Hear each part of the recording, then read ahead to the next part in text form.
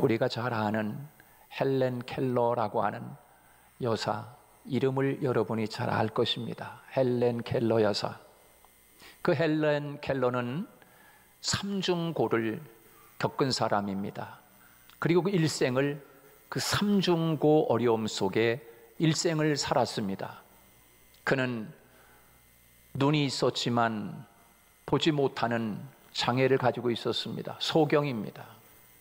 그런 양 귀를 가지고 있었지만 아름다운 새소리도, 이렇게 아름다운 찬양의 소리도 듣지 못하고 살았습니다.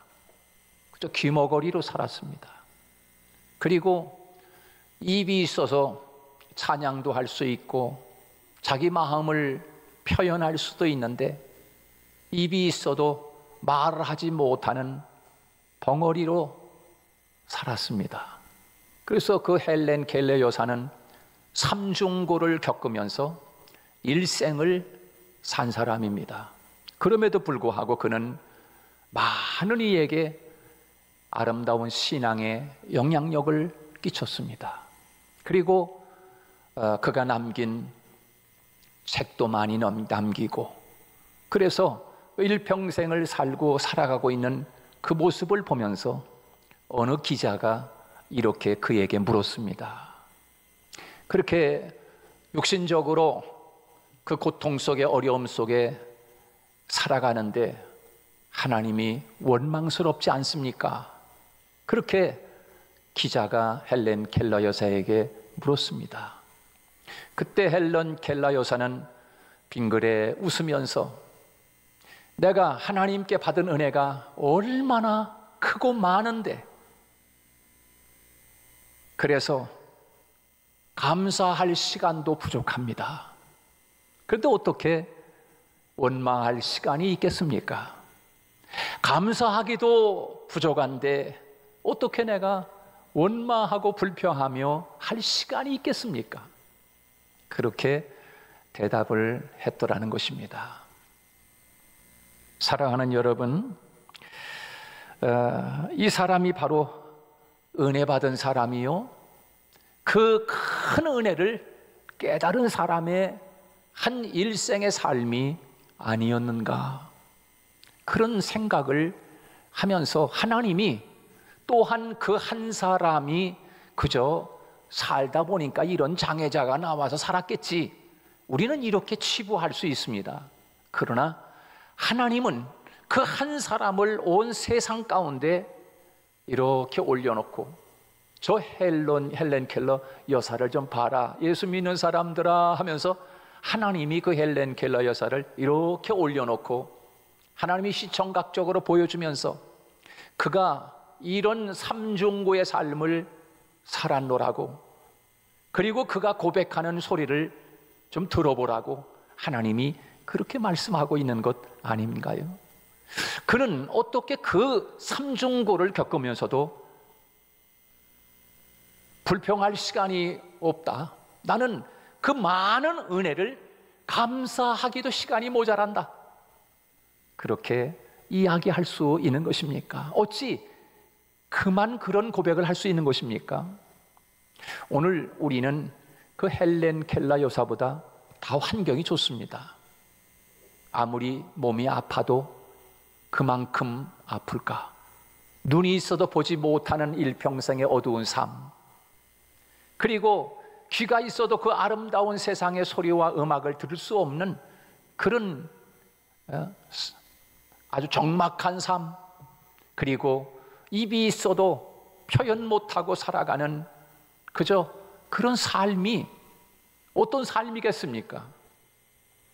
그는 일생을 마치고 마지막 유언 한마디를 남깁니다. 뭐라고 남깁니까?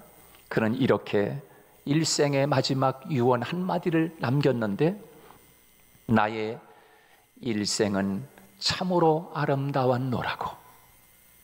할렐루야. 우리 한번 같이 이렇게 고백하십시다. 하나님, 나의 일생은 아름답습니다. 이렇게 다 같이 시작. 나의 일생은 아름답습니다. 정말 우리 성도들 한 사람 한 사람의 삶 속에 매일매일이 아름답다고 고백하고 감사하다고 고백하고 하나님의 은혜 찬양하며 살아갈 수 있기를 주님의 이름으로 축복합니다. 좋은 일 하기도 시간이 모자라고 감사하며 그 많은 감사를 어찌 하나님 다 감사를 올릴 수가 있겠습니까?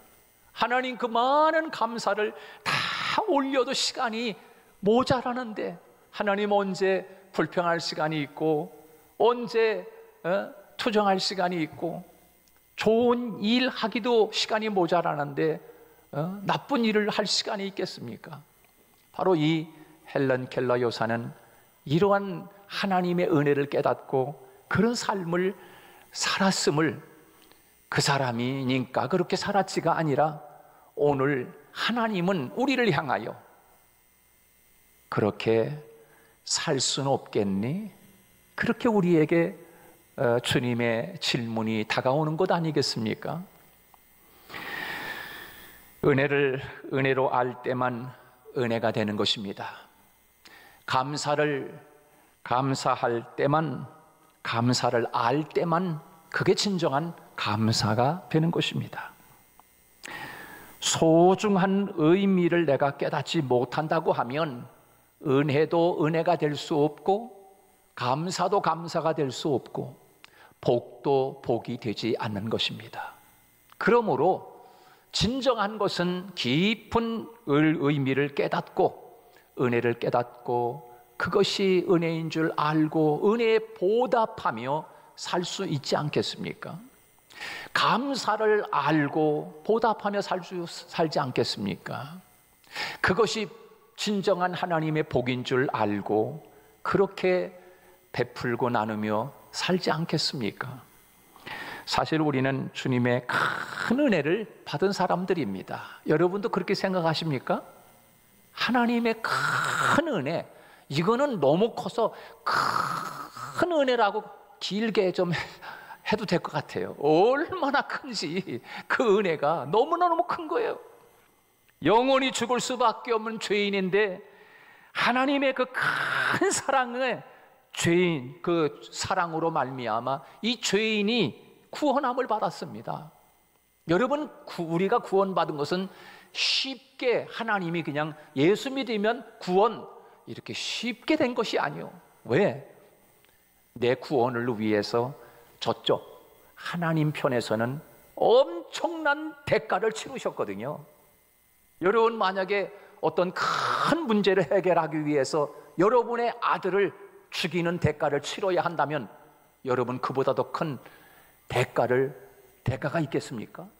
그래, 하나님은 우리가 구원받고 천국의 백성이 되게 하기 위하여 하나님은 그만한 큰 대가를 하나님 편에서 치르셨습니다. 근데 그것이 나를 위한 하나님의 사랑, 나를 위한 하나님의 은혜였음을 깨닫는다고 하는 것입니다. 여러분, 그 얼마나 큰 것입니까? 이건 우리의 계산으로는 측량할 수 없고 우리의 그 마음으로는 그 마음을 이해할 수가 없습니다. 그래서 우리는 측량할 수 없는 사랑이라고 그렇게 이야기하는 것입니다. 여러분, 우리는 나의 죄로 인해서 죽어야 하는 우리 대신 주님이 대신 죽으신 그 예수 그리스도의 십자가의 은혜를 믿음으로 구원받은 사람들임을 우리는 잊지 않기를 주님의 이름으로 축복합니다. 은혜라고 하는 것을 찾아보면 헬라어로다가 카리스라고 하는 말로 기록되어 있습니다. 카리스. 그 카리스라고 하는 말은 누군가가 나에게 베푸는 선물, 호의 이런 뜻입니다. 누군가가 나에게 베푸는 선물, 여러분, 그것이 카리스입니다. 그것이 은혜입니다. 그런데 누군가가, 아니 그 하나님이 나에게 준 선물이 은혜인데 그 선물의 은혜의 포장을 뜯어보니 나를 구원하신 구원의 선물이더라. 할렐루야. 그 선물 포장을 뜯어보니까 그 은혜가 뭔가 그 안에 들여다보니까 구원이 들어있고 하나님의 자녀가 들어있어. 포장을 뜯어보니, 사랑하는 여러분, 우리는 그것을 선물로 받은 사람들입니다. 그것을 카리스라고 이야기하는 것입니다. 말로 다 할 수 없는, 측량할 수 없는 그 큰 은혜를 받은 사람. 여러분, 그 은혜를 은혜로 아는 사람이 진짜 은혜가 되는 것이고, 그것을 깨닫고 감사하는 사람이, 진정한 감사를 아는 사람이, 그것이 진정한 감사가 되는 것이에요. 우리가 받은 가장 큰 은혜는 구원입니다. 그리고 하나님의 자녀가 되었다는 것입니다. 하나님의 은혜로 자격이 없는데도 그저 베풀어 주신, 그저 거저 베풀어 주신 하나님의 선물입니다. 여러분, 그것을 우리가 사야만 한다고 하면 어떻게 그걸 살 수 있겠습니까?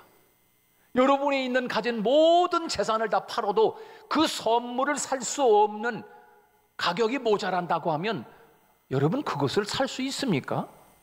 그걸 어떻게 살 수 있어요? 그러나 선물이기 때문에 누구나 받을 수 있는 것입니다. 그것이 은혜입니다. 그것이 카리스라고 하는 말입니다. 여러분, 엄청난 큰 것, 아니 쉽게 이야기합시다. 요즘 저는 그 자동차가 무슨 차인지 모르겠어요. 우리 살고 있는 아파트 밑에도 가보면은 5억 이상 되는 차가 한두 개, 한두 대 정도 보이는 것 같은데 요즘 못 보겠어요. 여러분, 근데 여러분, 그 자동차 한 대에 7억, 8억, 9억 가는 차 있잖아요. 그런 차도 타기를 주님의 이름으로 축복합니다. 아멘 한 사람만 탈 수 있기를 바랍니다. 근데 여러분, 그렇게 자동차 하나에 7억, 9억, 10억씩 가는 차를 여러분 살 수 있어요? 우리 교인들 중에서 살 수 있는 사람이 몇 명이나 되는지 모르겠어요. 예? 그런데 여러분, 그렇게 값비싼 10억씩 가는 차를 나는 그냥 T꽃 타고 다니기도 힘들다. 그런데 그걸 내가 쳐다만 보지 그건 난 가질 수 없다라고 할 수 있잖아요.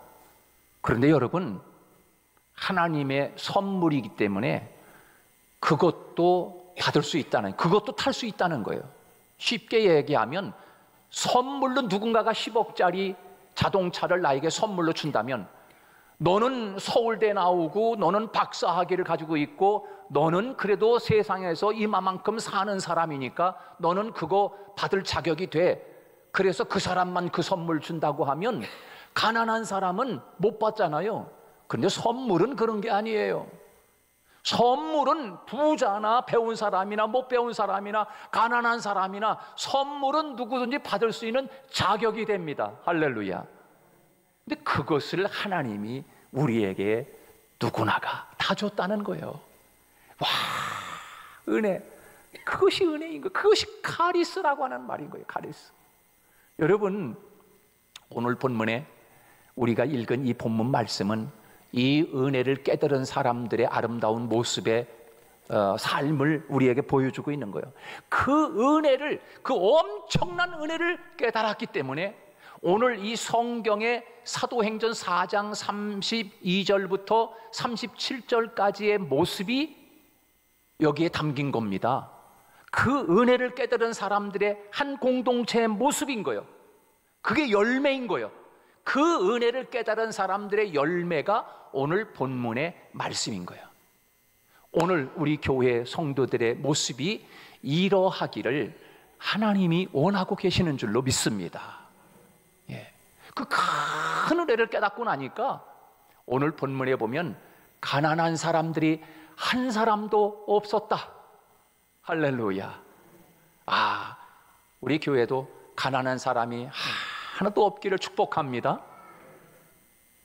가난한 사람이 없었대요. 핍절한 사람, 가난뱅이가 없다는 거예요. 한 사람도. 너무나 큰 은혜를 받았기 때문에, 그래서 어떻게 이렇게 가난한 사람이 없었나? 그리고 마음이 한 마음 한 뜻이 되었다. 온 성도가 마음이 각각 너는 너대로, 나는 나대로, 저 사람은 저 사람대로, 장로님은 장로님대로, 권사님들은 권사님대로, 집사는 집사대로, 목사는 목사대로 각각 그냥 난장판이 아니라 마음이 하나가 되어 한 마음 한 뜻이 되었다. 왜 그렇게 됐는가? 큰 은혜를 받았기 때문입니다. 그러니까 하나가 되는 거예요. 어떻게 가난한 사람이 한 사람 없는가? 큰 은혜를 받았기 때문인 거예요. 오늘 본문에 보면 서로 다 나누어 주는 삶이 됐어요. 어떻게 그렇게 될 수가 있는가? 큰 은혜를 받았기 때문인 거예요. 여기서 큰 은혜라고 하는 것은 오늘 본문의 말씀 그 앞도 좌우에 그 본문 내 배경을 살펴보면 그 큰 은혜, 충만한 은혜, 그것은 곧 그들이 우리들이 살펴봤듯이 성령 충만함이 그들에게 두 번 있었습니다. 오늘 본문까지 오면서 하나는 마가의 다락방의 사건, 또 하나는 지난주에 말씀을 나눴던 그 사도 요한과 베드로를 향하여, 그리고 그 핍박이 가해질 때 사람들이 마음을 같이하여 서로 기도에 힘쓸 때 진동이 일어나고 그리고 성령이 충만하게 임했다라고 하는 그 말씀이 나옵니다. 그 큰 성령의 충만함의 은혜가 오늘 본문에서 가난한 사람이 없게 하고 그리고 나누는 삶을 갖게 하고 한 마음이 되게 했다. 그리고 복음 증거하는 삶을 살게 되었다 하는 것을 우리에게 말씀해 주고 있습니다. 그 큰 은혜를 받고 나니까 오늘 본문에 보면 구브로에서 난 사람 이름은 요셉이라고 하고 그 이름을 사도들이 너는 닉네임을 붙이기를 바나바 이렇게 붙였는데, 그 바나바라고 하는 사람이 은혜를, 그 큰 은혜를 깨닫고 나니까 야, 집에 가서 밭을 팔고 논을 팔고 부동산을 팔아가지고 사도들 앞에, 베드로 앞에, 하나님 앞에 그 헌금을, 부동산을 팔아가지고 다 헌금을 낸 거예요. 할렐루야. 우리 교회 성도들 그 큰 은혜를 다 깨달았으니까 이제 다음 주에 올 때 여러분들이 가지고 있는, 제가 부동산 팔라고는 얘기 안 했어요. 여러분들이 가지고 있는, 이것이 농담처럼 들릴지 모르겠어요. 농담하는 게 아니에요. 여러분들이 가지고 있는 것 중에서 부동산은 둘째치고 그래서 금 한 돈씩은 다 가지고 있을 수도 있어요. 그죠? 없으면 손에서 빼가지고라도 아무튼 한 돈 이상씩 팔아가지고 다음 주에는 헌금할 수 있기를 축복합니다. 아멘 한 사람만 다 하나님이 제가 만약에 여러분들에게 헌금을 강조한다고 그러면서 다음 주에 올 때 다 그렇게 헌금하라고 그러면 이게 강요해도 왜 헌금을 내라고 그러느냐 이렇게 지금 따지고 드는데, 지금 오늘 이 본문에서는 자발적으로, 그냥 자발적으로 가서 부동산 팔아가지고 이 바나바라고 하는 사람이 헌금을 낸 거예요.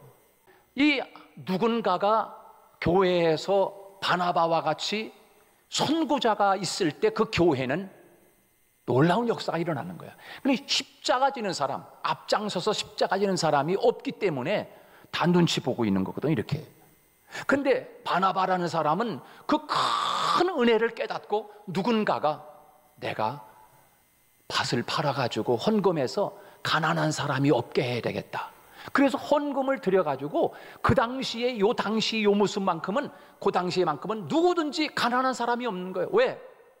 바나바가 앞장서서 선구자로 십자가를 지고 먼저 그 일을 하니까 다른 성도들이, 부동산 가지고 있던 사람들이 나도 해야지, 맞아, 나도 하고 싶었는데 내가 괜히 이거 하면 또 눈총 받을까 봐, 사람들한테 뭐 너 헌금 많이 냈냐 이러면서 그럴까 봐 안 하고 있던 사람들도 있었어요.